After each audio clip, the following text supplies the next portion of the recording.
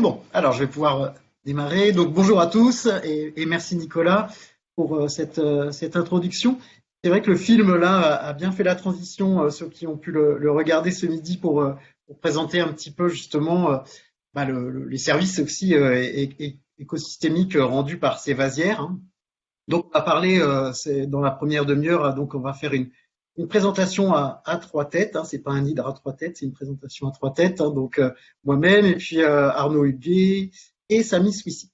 Donc, on va vous parler donc du fonctionnement écologique des vasières intertidales et des facteurs déterminants qui régulent un petit peu leur fonctionnement, et en particulier aussi d'espèces vraiment sentinelles, à savoir des deux espèces qu'on a vues dans le film justement sur l'estuaire. Il s'agit du ver annelide élisté diversicolore et d'un bivalve, la scrobiculaire, un Scrobicularia plana en particulier, et sur l'ensemble des vasières intertidales. Au sens large, hein, c'est-à-dire c'est vraiment à l'embouchure, de l'embouchure marine.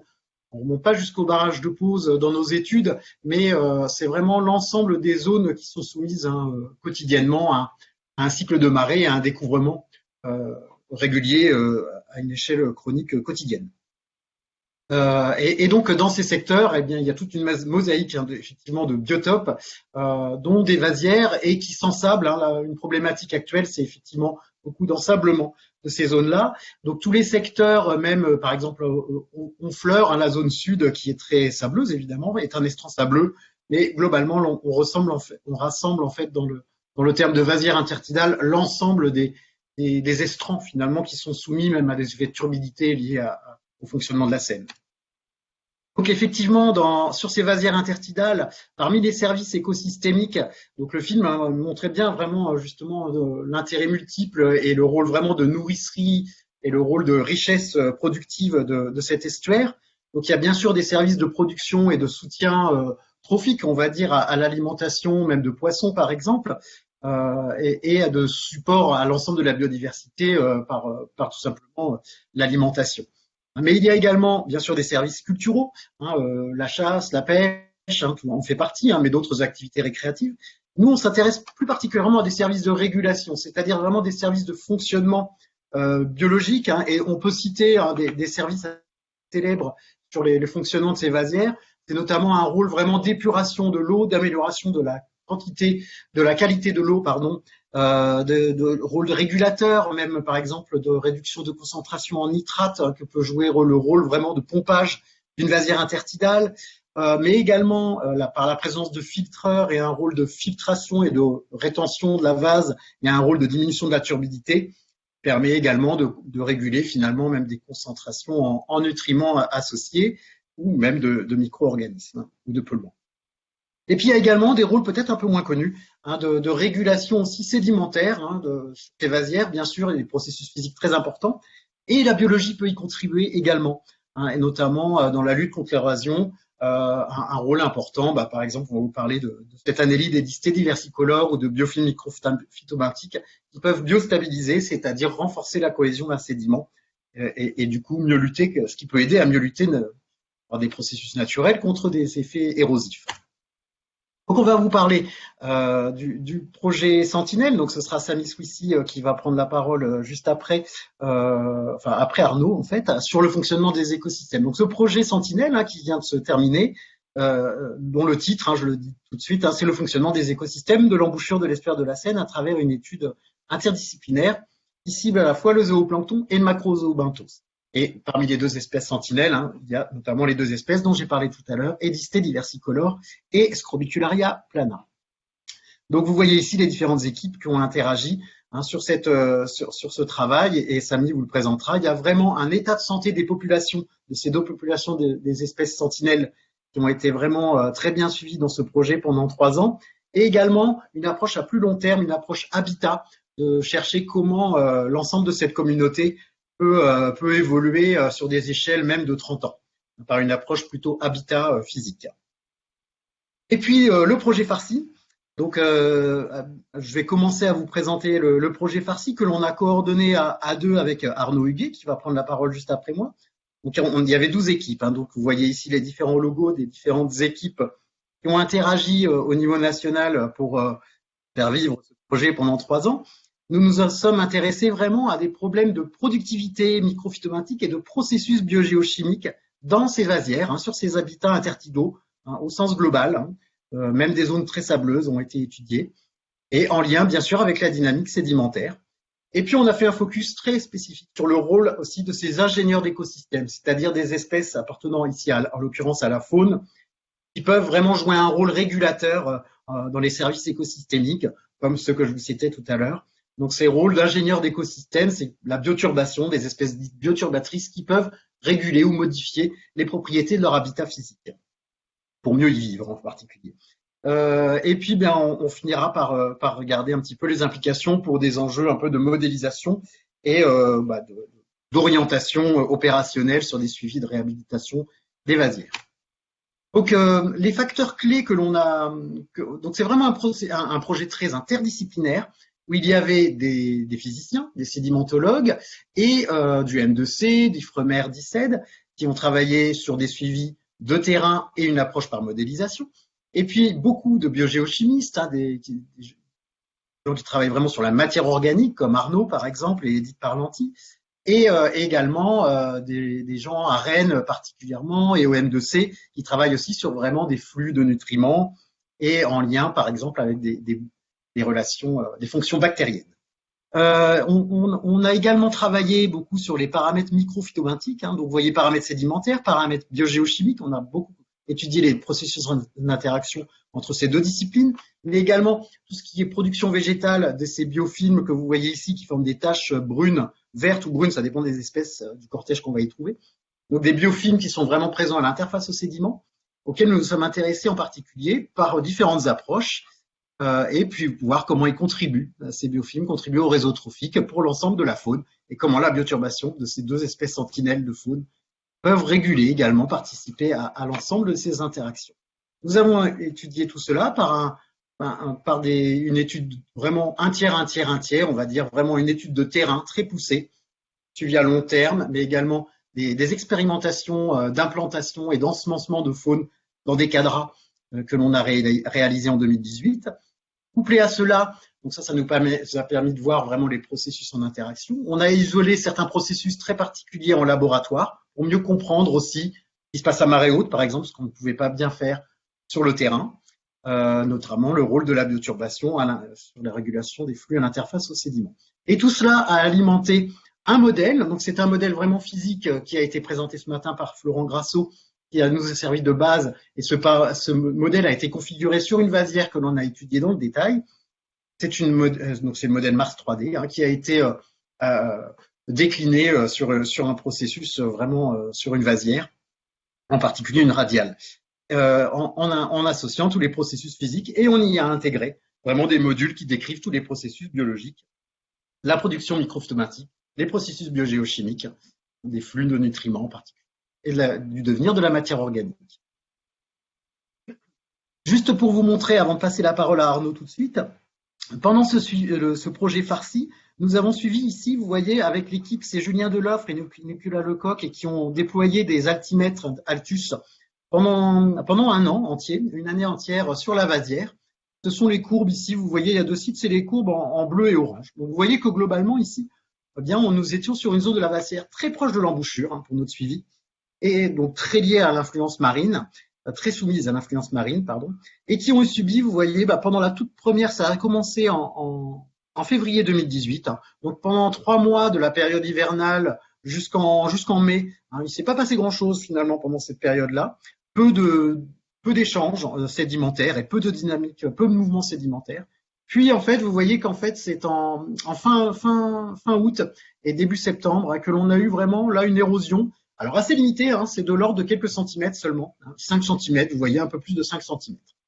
Alors, vous voyez ici d'autres courbes, il y a 4 courbes, je ne vais pas vous les détailler, mais c'est juste j'en ai mis 2 avec des flèches ici qui sont vraiment intéressantes. Une en verte, qui est une simulation justement du modèle Mars 3D, où on peut voir que on arrive assez bien à simuler cette variation de l'altitude du sédiment, de la position de l'interface au sédiment sur la verticale en vert. Alors, excusez-moi, c'est simulation abiotique, pas en marron, mais en vert, c'est écrit en vert, donc c'est bien en vert.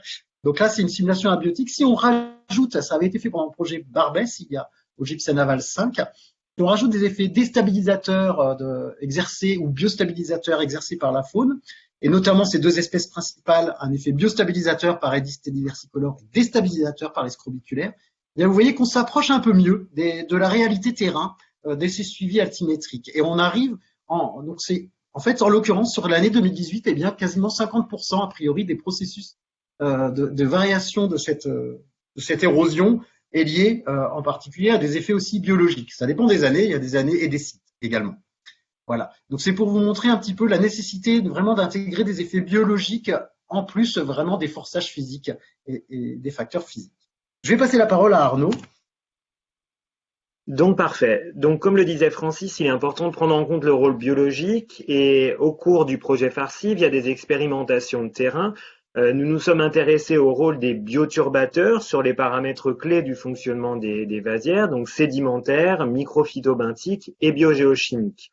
Donc les expérimentations de terrain, elles ont été réalisées donc sur la vasière nord au niveau de deux sites sablo-vaseux proches.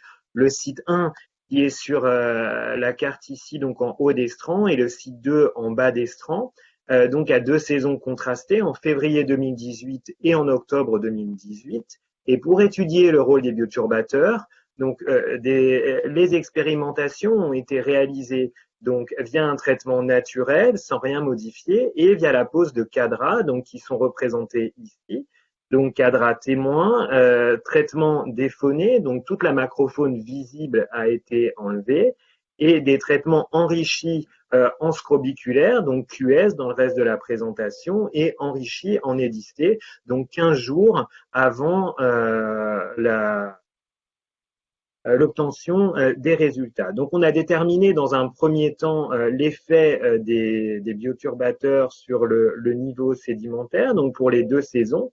Et ce qu'on observe dans un premier temps, c'est la variation saisonnière des paramètres sédimentaires avec une élévation du niveau sédimentaire, donc le dépôt de sédiments en hiver, et un phénomène d'érosion en été qui est plus ou moins marqué en fonction du traitement considéré. Et il est particulièrement marqué dans le traitement QS, donc avec l'enrichissement en scrobiculaire, qui montre l'effet des scrobiculaires sur l'érosion. Donc les scrobiculaires vont favoriser l'érosion en été. On n'a pas ce phénomène marqué en hiver. À l'inverse, édisté, donc on voit l'effet d'édisté ici sur le quadrat avec un phénomène d'accrétion. Donc édisté va avoir un effet biostabilisateur. On peut le voir aussi bien en hiver en comparant le traitement QH avec un niveau sédimentaire plus élevé par rapport au traitement témoin, ou également à l'été, particulièrement au site 2, où finalement on a un phénomène d'érosion moins marqué que par rapport au site témoin. L'effet des bioturbateurs a également été étudié sur les paramètres, juste les paramètres microphytobentiques, donc via la détermination en particulier de la biomasse chlorophyllienne. Donc toujours pareil, les résultats obtenus pour les mois de février et d'octobre 2018. Donc on observe tout d'abord que la biomasse chlorophyllienne est inférieure en février par rapport au mois d'octobre. Donc la biomasse microphytobentique est fortement liée à la saison, en lien avec des conditions hivernales plus stressantes, particulièrement au mois de février 2018, où les températures étaient même négatives lors des prélèvements, et dans les sédiments les plus vaseux, plus cohésifs, qui vont limiter la croissance du microphytobenthos. À l'inverse, ce dernier est plus actif au mois d'octobre.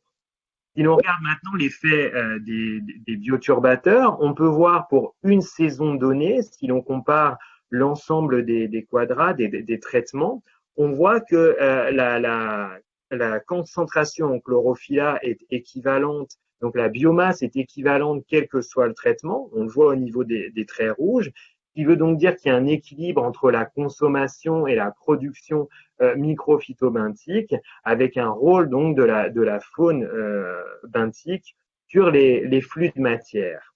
Et rôle également sur les paramètres biogéochimiques, en particulier les processus biogéochimiques microbiens qui ont été étudiés donc au cours du projet, processus biogéochimiques liés au cycle du carbone et de l'azote.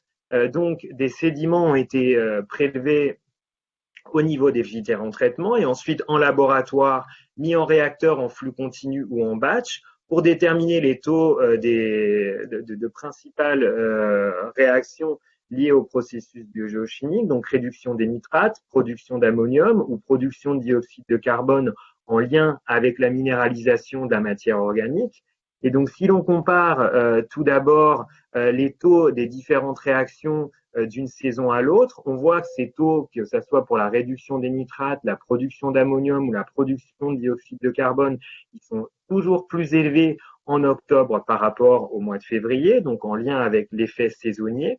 Et ensuite, si on se place à une saison donnée, on voit que les taux sont comparables, quels que soient les traitements, qui dénotent d'un faible effet des bioturbateurs sur les taux des processus biogéochimiques microbiens et montrent qu'à marée basse, lors du prélèvement des sédiments sur la vasière, l'effet saisonnier est prédominant par rapport à l'effet des bioturbateurs sur ces processus microbiens.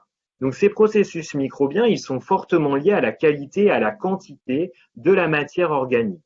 Donc la matière organique dans la vasière, elle peut provenir aussi bien d'apports externes qui sont indiqués par ces flèches rouges, donc du bassin versant, des présalés, mais également de la colonne d'eau et d'une production dans la vasière directement. Donc au cours du projet Farsi, on s'est intéressé à la fois à la qualité et la quantité de matière organique dans le sédiment en tant que tel, donc on voit par exemple ici une carotte de sédiment, mais également dans l'eau issue de ce sédiment, donc eau dite interstitielle récupérée avec un système de rhizome. Et les résultats qu'on a obtenus nous ont montré que dans le sédiment, la matière organique était principalement d'origine terrigène, donc elle provient des végétaux terrestres, origine continentale, et quant à sa composition, elle est globalement stable avec la saison ou la profondeur, et on n'a pas observé d'effet significatif des bioturbateurs sur la composition de la matière organique dans le sédiment. À l'inverse, dans l'eau interstitielle, donc qui est issue de ces sédiments, la matière organique dite dissoute, elle est principalement produite localement par le microphytobenthos sous une origine phytoplanctonique. Et contrairement aux sédiments en tant que tel, le compartiment interstitiel, donc le compartiment dissous, est lui beaucoup plus dynamique. La composition de la matière organique dissoute, elle va évoluer avec la profondeur et avec la saison. Et on a également observé une influence des bioturbateurs sur la composition de la matière organique dissoute qui peut donc servir de traceur pour l'activité des bioturbateurs sur la biogéochimie. L'activité des bioturbateurs, justement, on l'a comparée à la fois pour les deux espèces, Edisté et Scrobi. Donc là, on a vu qu'on avait réalisé des expériences sur le terrain, mais également beaucoup d'expériences en laboratoire, ex situ, avec des incubations en mésocosme de carottes de sédiments avec différentes densités de bioturbateurs pour les deux saisons étudiées, février et octobre 2018. Et ce qu'on a observé dans un premier temps, c'est que l'activité des deux espèces de turbatrices, le ver Edisté des versicolores et la scrobiculaire, différait. Pour Edisté, on a principalement un processus de bioirrigation, donc transport d'eau et de composés dissous qui va prédominer. Et pour Scrobicularia plana, c'est le transport de particules, le remaniement sédimentaire qui prédomine. Donc les bioturbateurs vont avoir des effets sur les flux biogéochimiques qui ont été mesurés. Donc ici, sur le bas de la diapo, sont présentés à titre d'exemple les résultats obtenus à l'été 2018 pour les flux d'oxygène, d'ammonium et de phosphate, avec les traitements contrôle et les différentes densités d'Edisté en gris clair et de scrobiculaire en gris foncé. Donc ce que l'on observe, c'est que les flux biogéochimiques vont augmenter avec la densité de bioturbateurs, mais surtout, il y a un effet bien plus important d'Edisté systématiquement par rapport au scrobiculaire, en lien avec l'effet bioirrigateur, donc de transport d'eau et de composés dissous du ver, qui va dominer les flux biogéochimiques et qui peut ensuite stimuler le recyclage de la matière organique et la production microphytobenthique. Donc, si l'on résume via ces schémas l'ensemble des informations obtenues au cours du projet sur les bioturbateurs. Donc pour l'ascrobiculaire, dans un premier temps, sur le schéma de gauche, Scrobicularia plana va favoriser l'érosion, comme on l'a vu au départ, et va avoir un effet déstabilisateur sur la matrice sédimentaire et le microphytobenthos. Quant à Édisté, sur le schéma de droite, Édisté va favoriser la biostabilisation des sédiments et, via le processus de bioirrigation, stimuler les flux biogéochimiques et la croissance du microphytobenthos. Les activités donc de ces deux ingénieurs d'écosystèmes clés, de bioturbation et de nutrition, vont avoir un rôle clé sur l'habitat sédimentaire et sur le microphytobenthos. Donc le microphytobenthos qui est au cœur du réseau trophique. Donc réseau trophique qui a été étudié via la composition isotopique à la fois en carbone et en azote des sources de nourriture potentielles.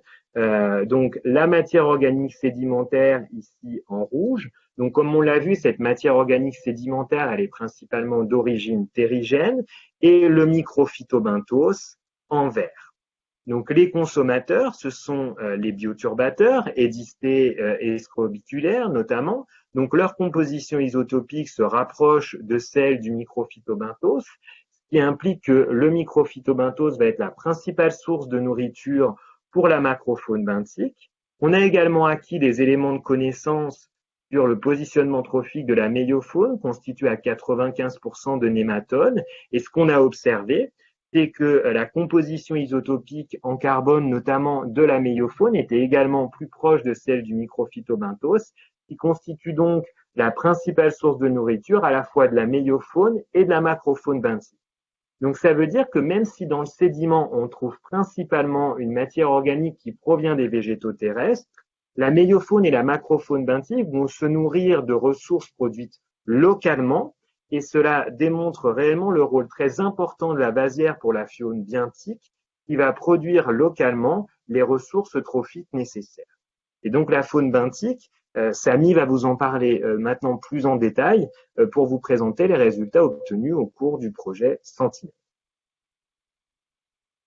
Alors, donc, bonjour à tous. Donc, dans la suite de la présentation, merci Arnaud pour sa transition, merci Francis pour l'introduction générale.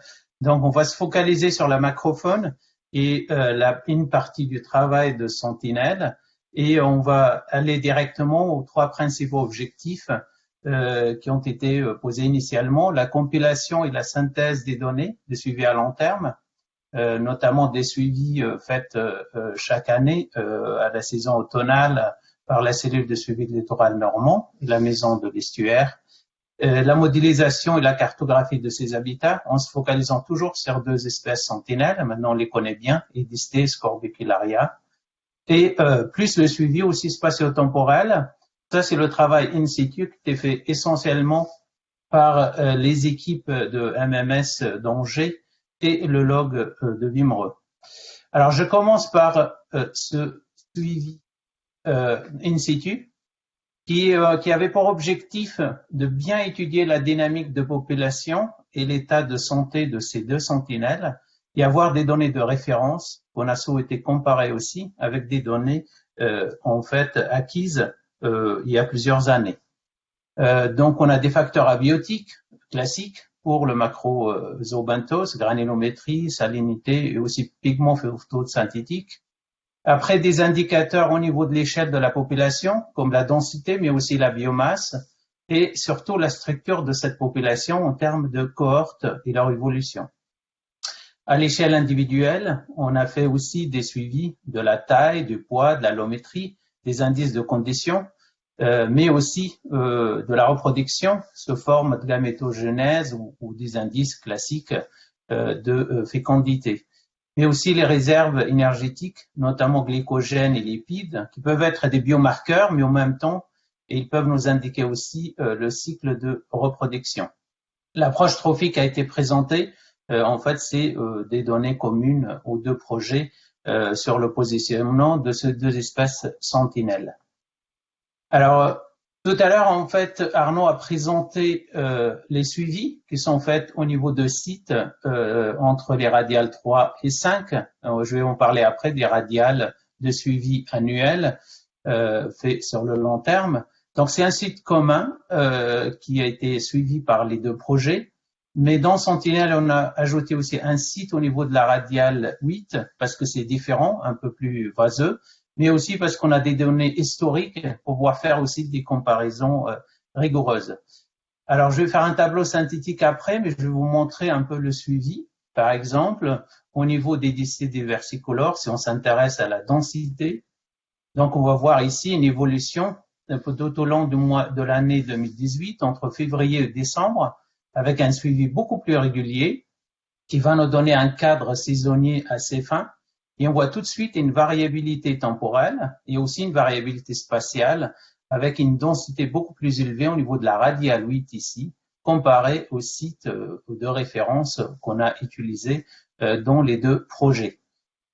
Si on veut regarder maintenant la scorbie, en fait, à part décembre, peut-être il y a aussi des phénomènes sédimentaires ou de recrutement, le reste, il n'y a pas de différence significative, mais on note une grande variabilité entre les réplicas présentés ici, dans les deux sites.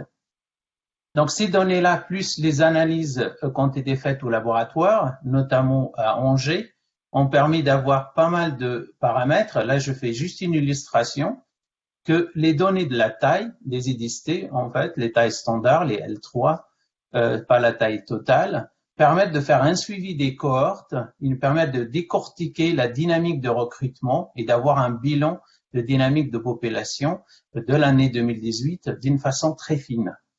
Alors, je fais une synthèse de ces suivis d'une façon assez schématique. Donc ici, on a le paramètre, donc on verra les paramètres abiotiques, granulométrie, pigments. Origine de la matière primaire, c'est au niveau des pigments, en fait des traceurs isotopiques, pardon. Donc édisté et scorbie. Donc on voit quand même juste il y a une différence au niveau des sites, l'un plus vaseux, en fait R8 par rapport au site intermédiaire R3,5. Au niveau de la densité, on a bien vu qu'il y a une différence nette entre les densités de la radiale R8 et R3,5. Mais il faut faire attention que la densité seule ne suffit pas pour avoir un état de la santé de la population, parce qu'on se rend compte qu'au niveau de biomasse, en fait, cette différence, elle n'est pas significative. Tout simplement, si on voit la croissance individuelle, on a moins d'individus au niveau de ce site, mais ces individus ont beaucoup de poids et dans sont meilleures conditions, donc ce qui compense au niveau de la biomasse, on n'a pas de grande différence. Le suivi détaillé des réserves lipidiques de glycogène montre qu'ils sont vraiment en lien avec le cycle de reproduction de la gamétogenèse qui était faite ici. Et aussi, nous ont permis de voir qu'il y a deux pentes dans un site, une seule pente, et à peu près 4 à 5 cohortes qui ont été bien identifiées. Tout ce bilan, en fait, on voit des différences au niveau de la scorbie, où on a, par contre, moins de cohortes produites parce que les espèces sont différentes, mais on remarque quand même que la croissance individuelle et le tas des réserves en glycogène, il semblerait que les individus soient en meilleure forme dans le site 3,5, la radiale 3,5, que le site de R8. Donc, ceci nous amène à comparer cette année de référence, d'acquisition de données assez détaillées sur l'état de santé et la dynamique de ces populations en 2018 par rapport à des données anciennes. Ces données ont été acquises et mobilisées, acquises dans le cadre d'un programme national PNETOX et mobilisées parce que c'était les mêmes équipes et c'était la même méthodologie, donc on peut comparer tous ces indices. On avait l'année 2004 où on avait quasiment tous les indicateurs, donc on peut comparer 14 années après, sachant que ça c'était les années où il y avait les perturbations aussi liées aux travaux de Port 2000. Donc on constate en 2018 qu'il y a une distribution, une dynamique de population des distés sont en meilleures conditions et où il y a des indicateurs de fitness, que ce soit le nombre de cohortes, la croissance individuelle ou la reproduction sont nettement meilleurs en 2018 si on compare un peu cette année 2004. Ceci nous amène à une petite conclusion partielle pour le volet in situ avant de passer au volet interannuel et modélisation.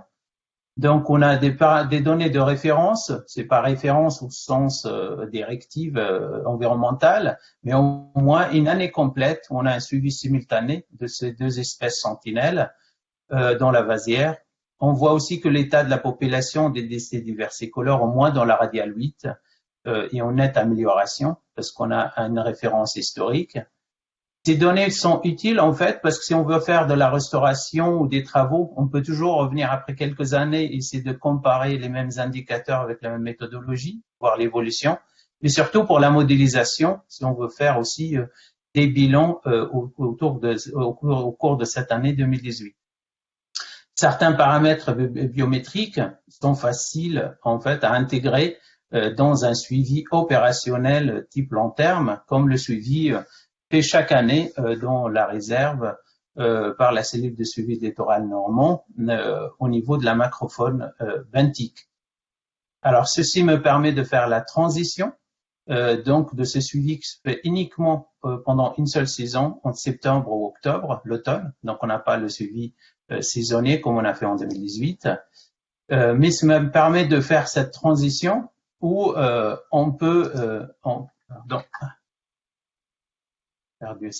où on peut en fait voir les radiales classiques, la 3, 5, 7, 8 et 9.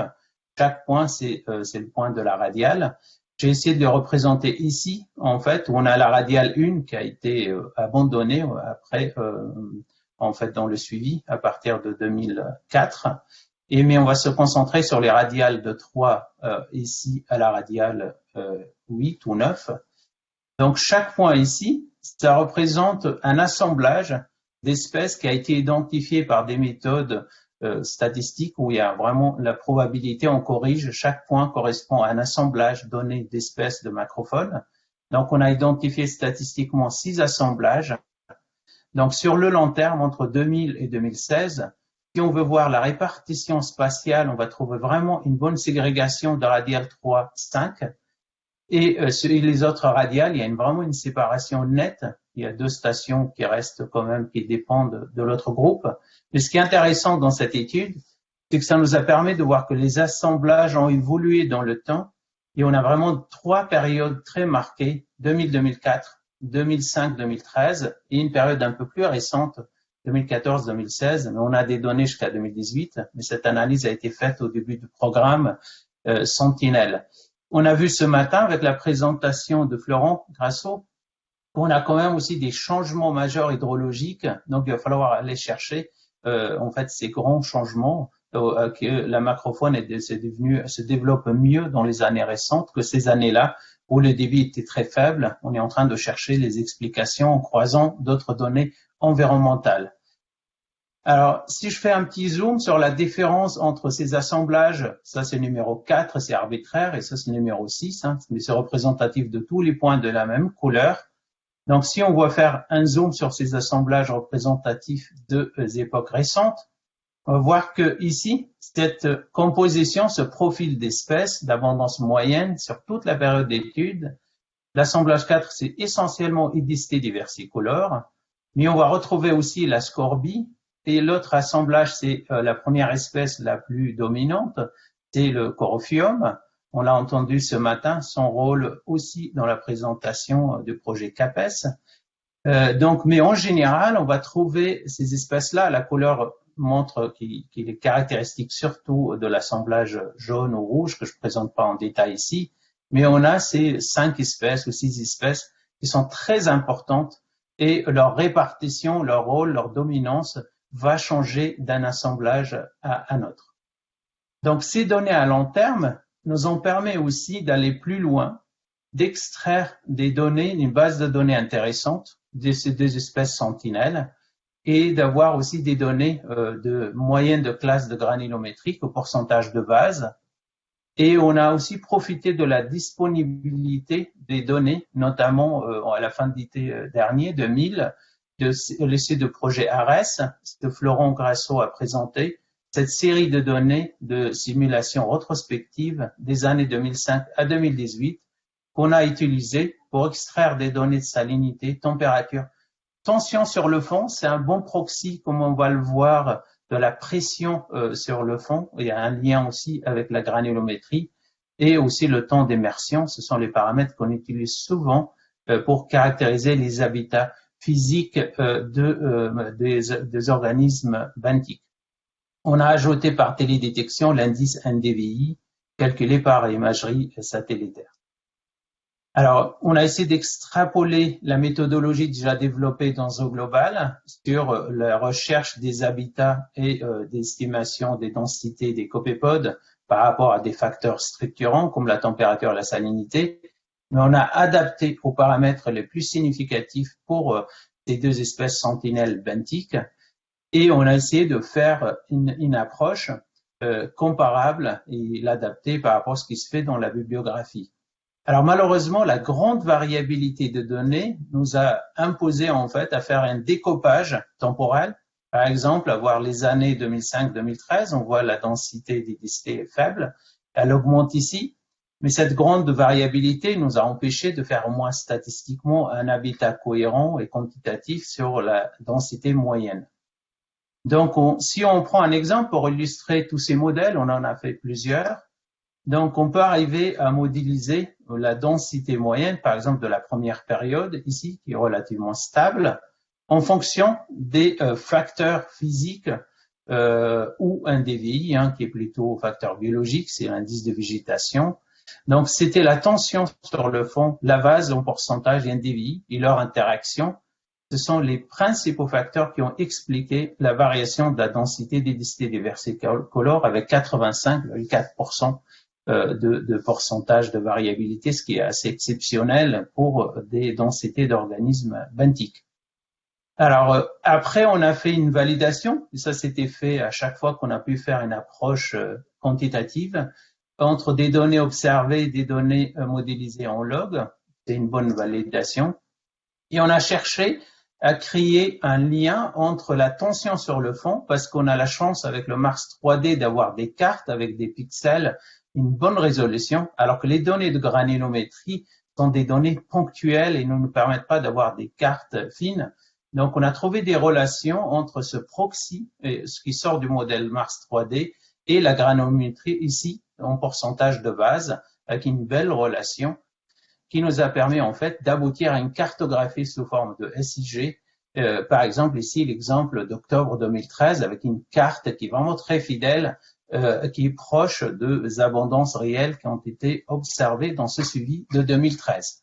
C'est un exemple qui a bien marché sur Edisté, par exemple, l'abondance. Mais si on passe à Scorby, même en essayant de faire une décomposition entre les deux périodes qui sont les mêmes, 2005, 2013, 2014, 2018, il y a tellement de variabilité dans la distribution de cette espèce qu'on ne peut pas modéliser statistiquement avec ces outils-là la densité moyenne, voire médiane. Mais par contre, on peut essayer de modéliser la densité maximale qui est le centile 95, comme il a été présenté, je pense, dans des indicateurs de la salinité ce matin par Florent Grasso. Parfois, c'est ça, il faut aller chercher des centiles 95 ou un peu plus bas. C'est plus en fait significatif que chercher une réponse moyenne ou médiane. Donc, on a fait une approche méthodologique très intéressante qui nous a permis, par exemple, je vous donne ces dernières illustrations, on peut modéliser la réponse maximale. En fait, c'est les densités maximales ici de la Scorby plana. Donc, on voit ici que le facteur le plus structurant, ce proxy de tension de courant de fond, l'exemple le plus récent qu'on a en fonction de nos données, septembre 2018, ça représente très bien sa structure, cet habitat. Mais je voulais vous montrer qu'on ne peut pas se limiter d'un seul facteur.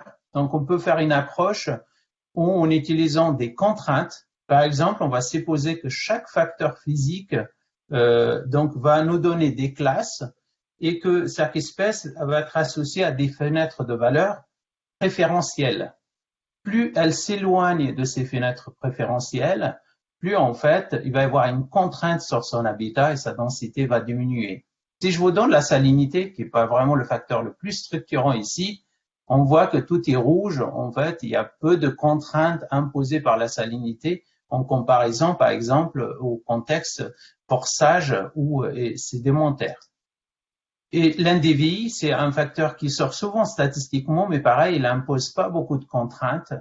Mais si on mélange cette méthodologie, on intègre les contraintes de ces 3 forçages, courant, salinité, NDVI, on aboutit à une carte très réaliste où on voit vraiment une belle comparaison avec les données qu'on a observées in situ de Scorbie, mais ce sont les données maximales. Donc, on peut modéliser ainsi donc les densités maximales espérées de cette espèce-là ou de la biomasse et aussi de IDST, quelle que soit la période. Donc, ces outils de cartographie sont très intéressants qui nous permettent de faire des surfaces, des comparaisons de scénarios, que ce soit rétrospectifs ou prospectifs.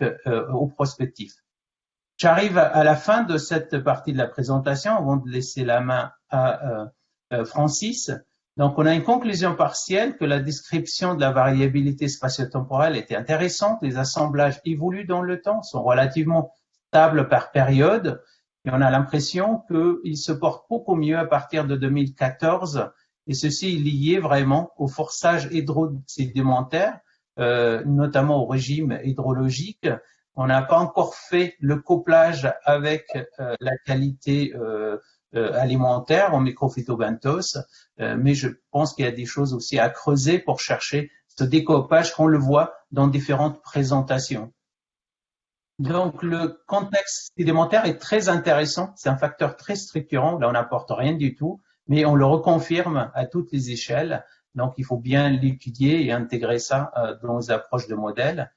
On a un effort de modélisation statistique qui nous a donné des outils avec des densités des données vraiment très, très hétérogènes. On a abouti à des cartographies très intéressantes. Il faut le poursuivre. Et je termine juste par 2 petites perspectives.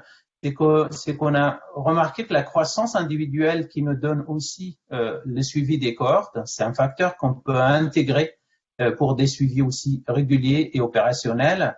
Mais si on va aller plus loin, donc je pense la nécessité de garder la reproduction aussi avec ces indices qui nous donnent un indicateur de l'état de santé de ces populations et leur biotope et un potentiel de recrutement.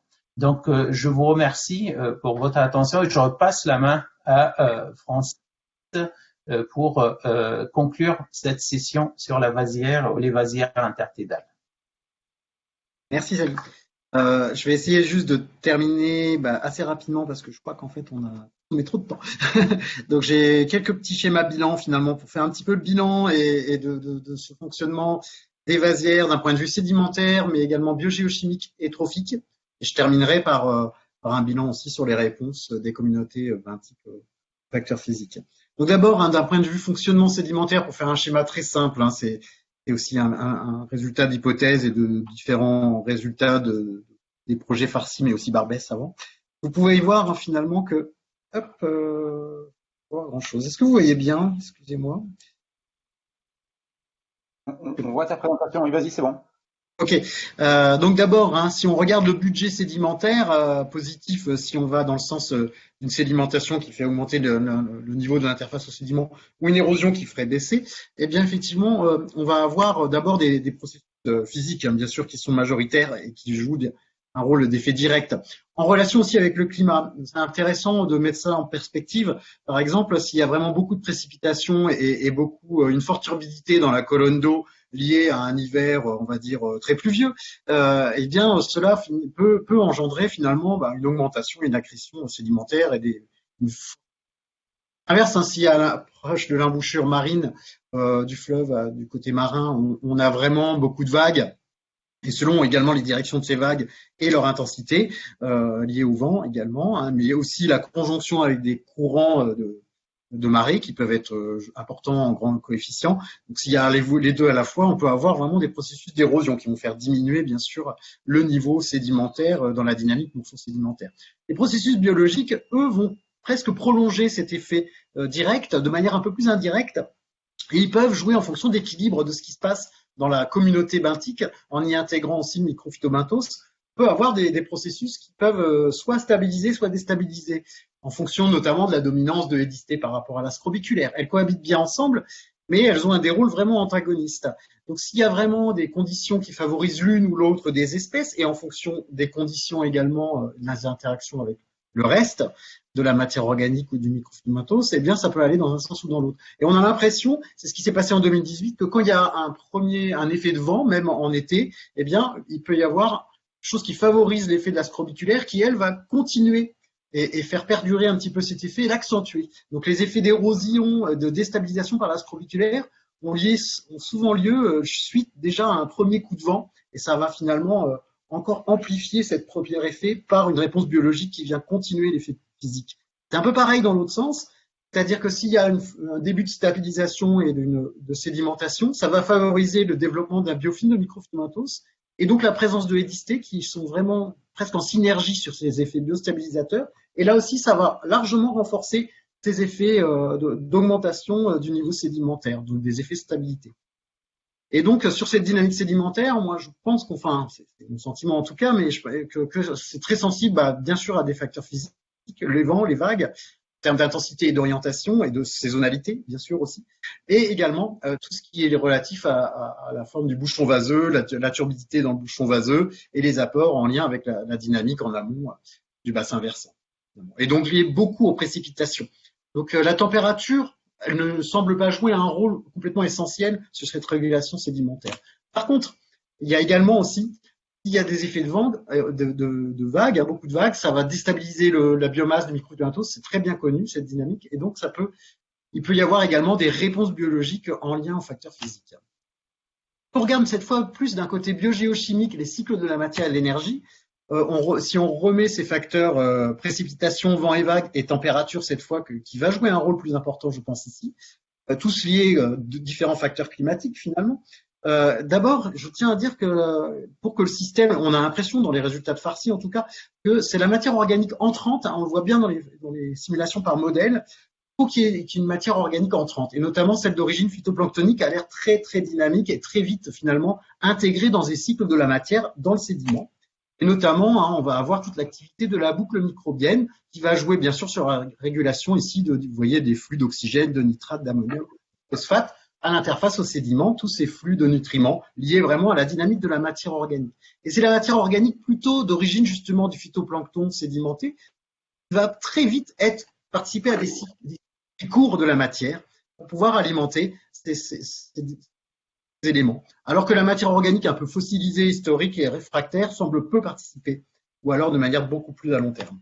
Et finalement, c'est cela qui va servir vraiment à alimenter les biofilms de microphytomatose qui profitent de la lumière, de la température et de ces nutriments à l'interface au sédiment.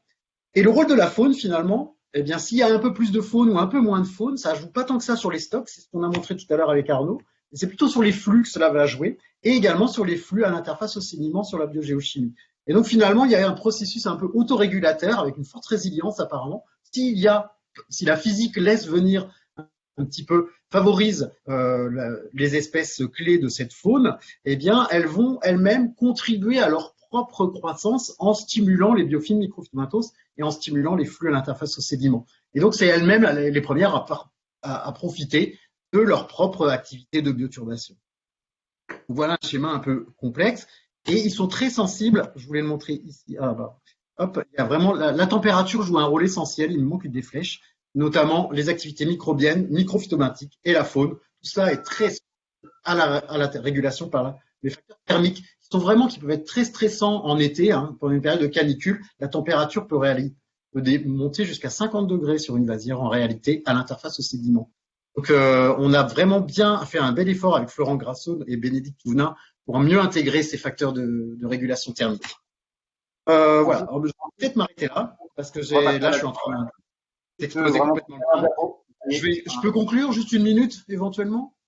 Éventuellement 30 secondes, ouais. Vas-y. Donc ce qu'on va essayer dans les perspectives, c'est de mieux intégrer toutes ces approches. Vous voyez que le modèle Mars 3D sert beaucoup pour la description des habitats physiques sur des approches à long terme, comme l'a décrit dans le projet Sentinelle et Ares Samy, mais que nous, dans le projet Farsi, on y a intégré des effets biologiques pour mieux comprendre aussi comment la biologie peut jouer un rôle de rétrocontrôle. Je passe cette image, c'était plutôt pour des programmes interestuaires, et en l'occurrence, il s'agissait de coques, pour montrer qu'effectivement, les coques en particulier peuvent être un peu résilientes parce qu'elles peuvent compenser des effets physiques dans un sens ou dans l'autre. Si le sédiment, donne juste la conclusion de ce schéma, si les processus physiques vont dans un sens ou dans l'autre, finalement, il y a une sorte d'autorégulation par les coques qui vont compenser les effets soit dans un sens ou dans l'autre, ce qui favorise le maintien d'un habitat optimal qui est un peu une forme de transition sédiment sable-vase, de mélange sable-vase. Et on va essayer de faire maintenant, c'est de réutiliser ces modèles Mars 3D en y intégrant des effets biologiques pour encore améliorer l'approche qui a été décrite d'habitat physique dans le projet ARES et Sentinelle, pour les histoires de régression quantile et percentile 95% pour mieux stimuler les densités maximales. Dans les prédictions, c'est intéressant. Là, c'est un exemple sur la coque. On peut vraiment donner des cartographies de coques. C'est un travail qu'on avait fait avec Amélie Leven.